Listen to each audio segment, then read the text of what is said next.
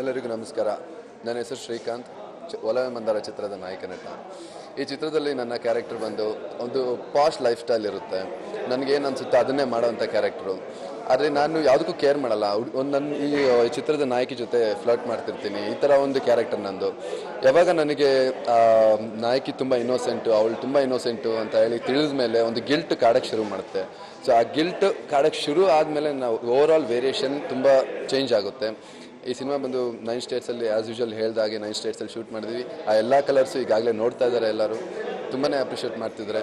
ಎಲ್ಲರಿಗೂ ತುಂಬ thank you.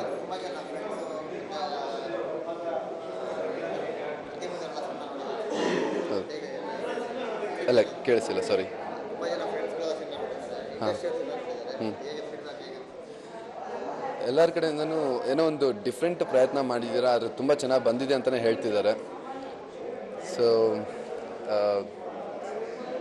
Words ಬರ್ತಿಲ್ಲ.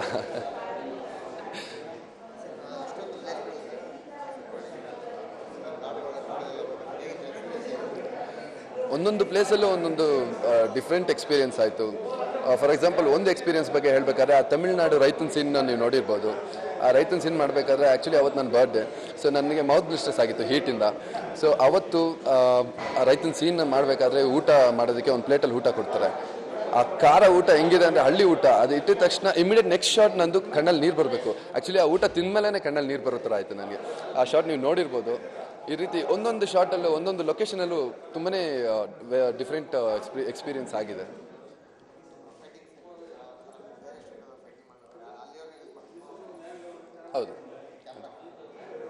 ಹೌದು ಬಿಹಾರ್ ಫೈಟು. ಆ್ಯಕ್ಚುಲಿ ಆ ಸ್ಟಾರ್ಟಿಂಗ್ ಫೈಟ್ ಬಿಗಿನಿಂಗಲ್ಲಿ ನೀವು ನೋಡ್ತೀರಾ, ಜೀಪಿಂದ ನನ್ನ ದಪ್ಪಗಿರೋರೊಬ್ಬರು ಹೊದಿತಾರೆ. ಸೊ ಅದು ಆ್ಯಕ್ಚುಲಾಗಿ ಅವ್ರಿಗೆ ಗೊತ್ತಿಲ್ಲ ಯಾವ ಥರ ಮಾಡಬೇಕು ಏನು ಅಂತ. ಒಂದು ಸಿನಿಮಾ ಟೆಕ್ನಿಕ್ಸ್ ಗೊತ್ತಿಲ್ಲ. ಲಿಟ್ರಲಿ ಅವ್ರು ನನ್ನ ಎದೆ ಮೇಲೆ ನಿಜವೂ ಹೋದ್ರು. ಬಟ್ ನಾನು ಕೆಳಗಡೆ ಬಿದ್ದಿದ್ದೀನಿ, ಅದು ಬಿದ್ದು ರೋಲ್ ಆಗಿದ್ದೀನಿ. ಈ ರೀತಿ ನಾಲೆಜ್ ಇಲ್ಲದೆ ಇರೋರು ಇದ್ದವರು ಎಲ್ಲರೂ ಸೇರಿಕೊಂಡು ಒಂದು ಫೈಟಲ್ಲಿ ತುಂಬ ಚೆನ್ನಾಗಿ ಮಾಡಿದ್ವಿ. ರಾಮ್ ಲಕ್ಷ್ಮಣ್ ಫೈಟ್ ಮಾಸ್ಟರ್ಸ್ ಅದನ್ನು ಕಂಪೋಸ್ ಮಾಡಿದ್ದಾರೆ. ಓವರಾಲ್ ಆಗಿ ನನಗೆ ಆ ಫೈಟ್ ತುಂಬ ಇಷ್ಟ.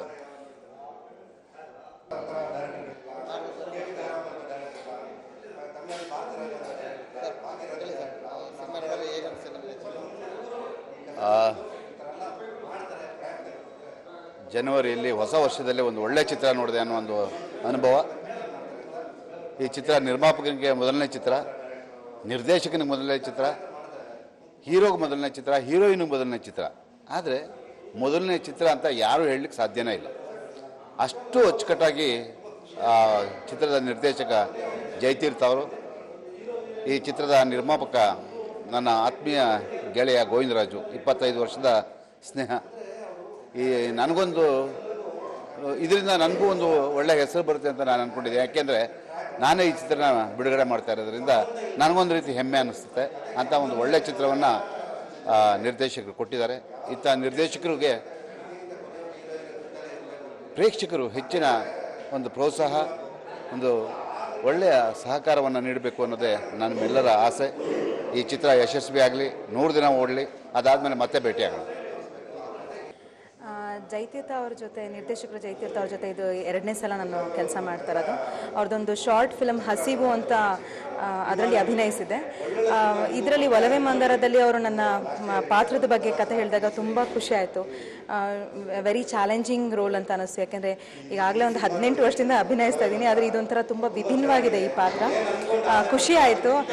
ಎಲ್ಲದಕ್ಕಿಂತ ಹೆಚ್ಚಾಗಿ ಕಾಶಿಲೆಲ್ಲ ಚಿತ್ರೀಕರಿಸ್ತೀವಿ ಅಂದಾಗ ಒಂಥರ ಒಳ್ಳೆ ಅನುಭವ ಅಂತ ಅನ್ನಿಸ್ತು. ಆ್ಯಂಡ್ ರಂಗಾಯಣ ರಘು ಅವ್ರ ಜೊತೆ ಅಭಿನಯಿಸಿದ್ದೀನಿ. ಸುಮಾರು ಒಂದು 3-4 ಸಿನಿಮಾ ಅಭಿನಯಿಸಿದ್ದೀನಿ. ಆದರೆ ಇದರಲ್ಲಿ ವಿಭಿನ್ನ ಪಾತ್ರದಲ್ಲಿ ಇಬ್ಬರು ಅಂದರೆ ನಂಜಿ ರತ್ನ ಅನ್ನೋ ಪಾತ್ರದಲ್ಲಿ ಅಭಿನಯಿಸಿದ್ದೀವಿ.